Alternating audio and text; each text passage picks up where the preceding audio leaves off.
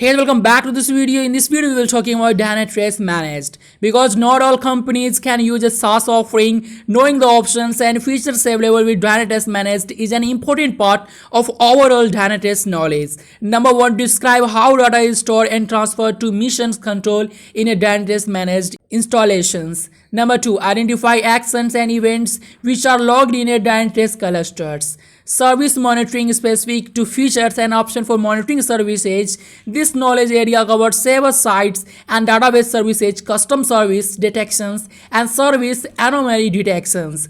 Number one, configure the detection of a custom service and describe the options available for custom service detections. Number two, describe the options available for configuring auto-detected services. The table below lists the knowledge areas covered in the exam and the extent to which they are represented in the exam. So that's all from this video, and always see you in the next video with interesting topic. Thank you guys for watching this video, and guys, you can also check out my Dynatrace certification course. Link is in description, guys.